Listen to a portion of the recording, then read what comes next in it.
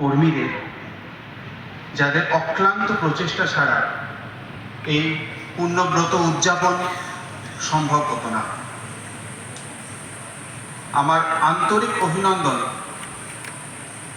ছাত্রছাত্রী এবং অন্য সকলে যারা উপস্থিত রয়েছেন এবং যারা এই আনন্দযজ্ঞ সম্পন্ন করছেন, সুসম্পন্ন করতে ভাগীদার হয়েছেন, তাদের সকলকে। তোমরা যারা ছাত্র ভাইরা আছো, তোমরা জানবে তোমরা ভীষণ ভাগ্যবান। ভীষণ ভাগ্যবান এই কারণে, আমরা আলোচনা করছিলাম যে এই ছোট বয়সে মনের ওপরে যে ছাপ পড়ে সেটা হয়তো তোমরা এখন বুঝতে পারছো না। আজ থেকে 15 বছর, 20 বছর ডাউন দ্য লাইন, 20 বছর পরে যখন কোনো একটা চ্যালেঞ্জের সম্মুখীন হবে, তখন এই আজকের আলোচনা, তোমরা যে এই এত গরমের মধ্যে কষ্ট স্বীকার করে এই স্কুলে মাটিতে শুয়ে এই ক্যাম্পটা অ্যাটেন্ড করছো, তখন বুঝতে পারবে এর গুরুত্ব কী। একটা ছোট্ট গল্প দিয়ে শুরু করি। গল্প আমাদের শোনা, কিন্তু সত্যি ঘটনা। আমাদের এই রামকৃষ্ণ মিশনের কোনো এক ছাত্র, অনেকেই কৃতবিদ্য হন, কৃতি ছাত্র, বিদেশে গেছেন। তো মিশনে পড়ার সময় যে নিত্য নিয়মিত পূজা প্রার্থনা, মহারাজদের কাছে গীতার কথা শোনা, উপনিষদের কথা শোনা, স্বামীজির কথা শোনা, তারা সেটা শুনেছে। কিন্তু খুব যে দাগ কেটেছে, খুব ভালো লেগেছে এমন নয় ব্যাপারটা। কিন্তু বহুদিন পরে সেটা কিভাবে ফুটে বেরোয়, এটা সেটারই ঘটনা। তোমরা জানো যে পশ্চিমে যেমন খুব ঝকমকে একটা দিক রয়েছে, আবার আরেক দিকে বিভিন্ন সব জায়গাতেই থাকে দুষ্কৃতীরাও রয়েছে। তো সেই ছাত্র গাড়ি করে একটা জায়গায় তার কাজকর্ম করে কর্মক্ষেত্র থেকে বেরিয়ে এসেছে।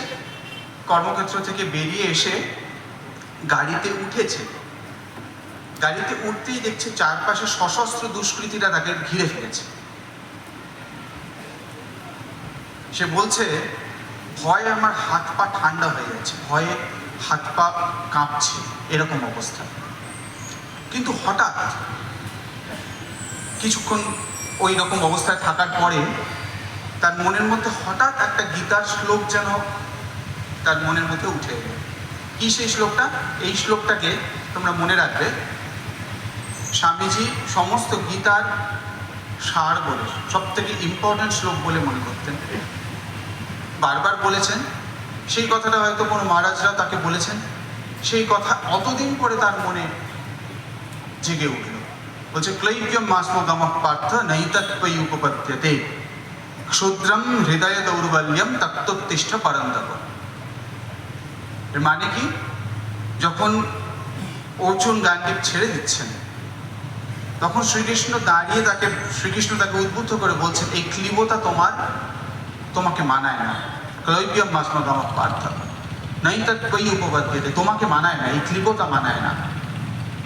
এই হৃদয়ে দুর্বলতা, ক্ষুদ্র হৃদয়ে দুর্বলতা ত্যাগ করো, ক্ষুদ্রম হৃদয়ে দৌর্বল্যম ত্যক্ত্বা উত্তিষ্ঠ পরন্তপ। তো এটা সংস্কার রূপে তার মনের মধ্যে ছিল।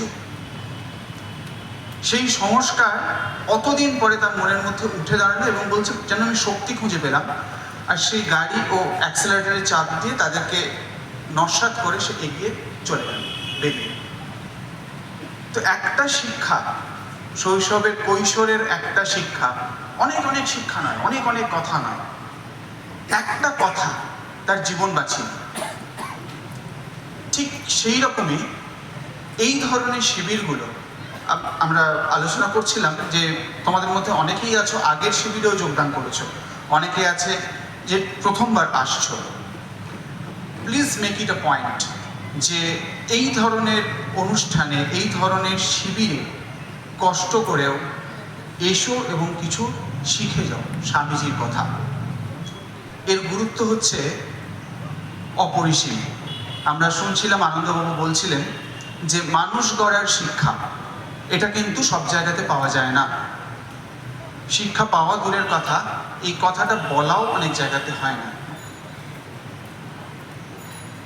এটার গুরুত্ব এতটাই, একবার একটা মানুষ গড়া থেকে কিভাবে বিশ্ব গড়া হয়ে যায়, একটা ছোট্ট শিশুর গল্প। একটা ম্যাপ তাকে দেওয়া হয়েছে, ছোটবেলায় খেলে না, একটা ম্যাপ তাকে দেওয়া হয়েছে, টুকরো টুকরো করা ম্যাপ, বিভিন্ন দেশের বিভিন্ন টুকরো টুকরো রয়েছে। বলেছে এই ম্যাপটা দিয়ে তুমি একটা বিশ্বের মানচিত্র তৈরি করে দাও। তো অনেকজন ছেলেকে দেওয়া হয়েছে কাজটা, কেউ কিন্তু খুব চট করে করতে পারেনি। একটি ছেলে তার মধ্যে চট করে কাজটা করে ফেলেছে, তো সে মানচিত্রটা তৈরি করে ফেলেছে। তো সবাই অবাক হয়ে বলছে, কি করে পারলে তুমি এই মানচিত্রটা এত তাড়াতাড়ি করতে পারলে? বলছে খুব সোজা, ওই মানচিত্রের উপর একটা মানুষের ছবি ছিল, ওই মানুষটাকে আমি তৈরি করলাম, ওই পিসগুলো মেলালাম, বাকি পিসগুলো তার সঙ্গে সঙ্গে লেগে মানচিত্রটা তৈরি হয়ে গেল। এরকমই মানুষ হওয়ার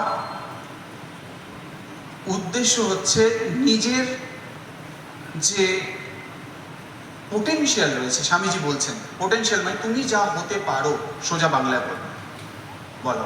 মানুষ হওয়া বলছি তো, মানুষ হওয়া মানে হচ্ছে এখনো মানুষ হতে পারিনি, তুমি আমি সকলেই চেষ্টা করছি।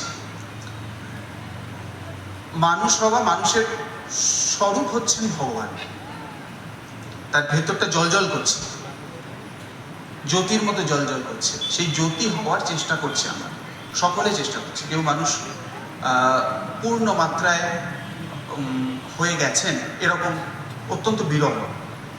সুতরাং প্রত্যেকে আমরা চেষ্টা করছি, চেষ্টা এই জন্যই করছি, প্রত্যেকটি কাজের আগে আমাদের কেনটা খতিয়ে দেখা দরকার, এই কারণে সেটাই আমাদেরকে এগিয়ে নিয়ে যেতে সাহায্য করবে। আমরা আজকে স্বামীজি যে দু চারটে কথা শুনবো, সেটাও কিন্তু এইভাবেই আমরা এগোবো। তো মানুষ হওয়ার উদ্দেশ্য কি? মানুষ হওয়ার উদ্দেশ্য হচ্ছে নিজের যে পোটেনশিয়াল, অর্থাৎ তুমি যা হতে পারো। তুমি কি হতে পারো না, ভগবানের যে স্বরূপ, তোমার আমার স্বরূপ তাই। অদ্বৈত বেদান্ত তাই বলছে, নাথিং শর্ট অফ ইট, এর চেয়ে একটুও কম নয়। স্বামীজি বারবার বলেছেন, এবং সকলের জন্য এই কথাই বলার জন্য স্বামীজি বলেছেন যে তুমি ছোট কেউ নও, পাপী ইত্যাদি শব্দ তো প্রয়োগ করা যায়ই না। আমরা ভগবানের একটি অংশ, এই রকম মনে করলেও চলতে পারে। তো সেটা মনে করা এবং সেটাকে অ্যাকচুয়ালাইজ করা, অর্থাৎ এই যে আদর্শটা আমরা স্থাপন করলাম, স্বামীজি যে আদর্শের দিকে আমাদেরকে নিয়ে গেলেন, সেই আদর্শটা আমরা মেটেরিয়ালাইজ করব কি করে, আমরা আইডিয়ালটাকে রিয়েলাইজ কি করে করব।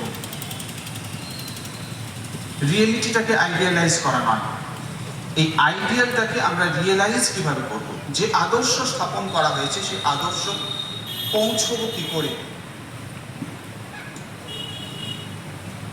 সেই জন্য দুটো উপায়, বিবেকানন্দকে পড়তে হবে, বিবেকানন্দকে বুঝতে হবে।